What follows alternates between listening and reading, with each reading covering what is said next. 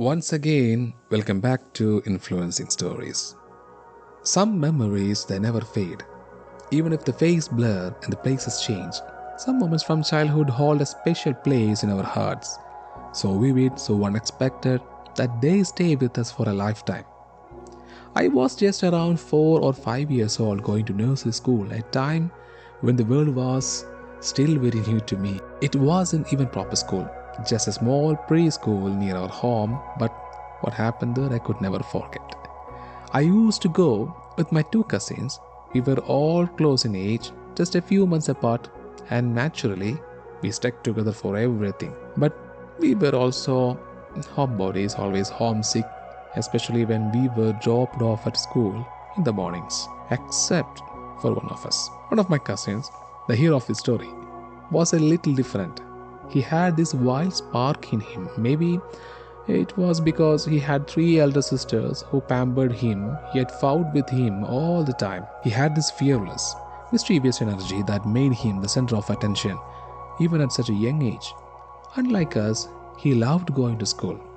Not because of the classes, but because the school had something magical for him, a big playground with a seesaw, swings, and slides.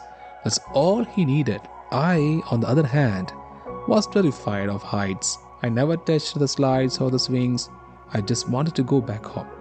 But my cousin, he would climb, slide, jump. He owned that playground. And then came the day. It was a regular morning. We had our usual playtime. My cousin, as usual, was deeply engaged with the slides, his little world of joy. Soon playtime ended. The teacher called us all to come inside. We listened, we obeyed, but not him. He simply refused to come in. She called again, still no response, and then came with the classic 90s teacher move. Her voice changed.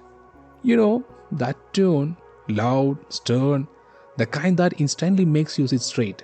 Back then, in 90s, discipline was taught a little differently. Still, he didn't move. Frustrated, the teacher picked up a stick, not to hit, just to show she meant business. She shouted again, and finally he stood up. She thought she had won. But what happened next was something no one saw coming. He didn't walk towards her to surrender. No, he went straight to Broom, lying nearby, grabbed it like a sword, and started running towards the teacher to hit her. Yes, you heard it right. My tiny cousin, barely 5 years old, started chasing the teacher with the broom in the school playground. And here is the twist. Instead of catching him or scolding him, the teacher ran away. She actually ran around the playground, trying to escape this little boy with a dusty broom. Why? Because she was allergic to dust and the broom was filthy. He kept chasing, she kept running. It was like watching a cartoon scene in real life.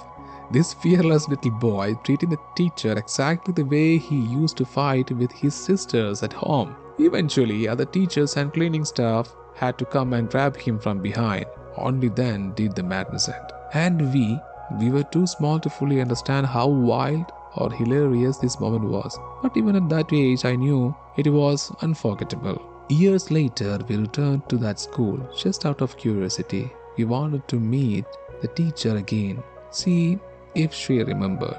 At first, she didn't recognize us. After all, time had passed. We were all grown up. But when we reminded her of the broom chasing incident, her eyes lit up. She gently touched my cousin's cheek and said, "You have grown up so much, but I will never forget that day. No other student has ever done something like that to me." She laughed, we laughed. It was an enjoyable moment. It was a moment of pure connection across time. One memory holding us all together. But life doesn't give guarantees.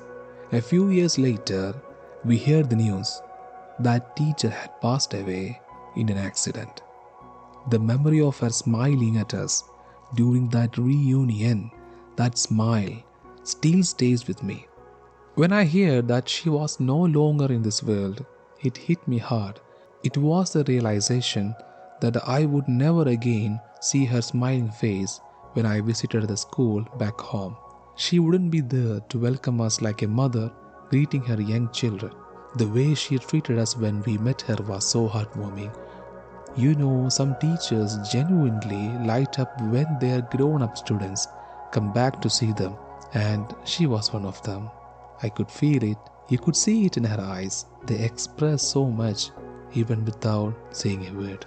And it reminded me, we buy phones and gadgets with guarantees. Appliances comes with guarantees, but people, relationships, moments, they don't. There is no guarantees how long someone will be in your life. That's why I make it a point to visit my teachers whenever I go back home.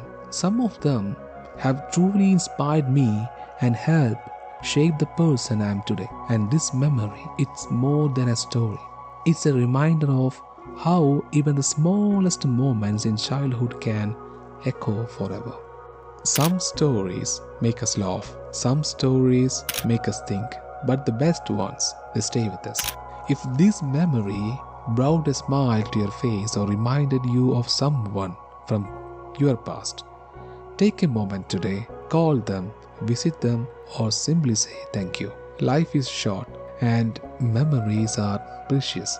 And if you enjoy stories that bring back forgotten moments and hidden emotions, I had loved to have you on this journey with me. Make sure to subscribe to Influencing Stories because the next story might just be your favorite memory waiting to be hauled.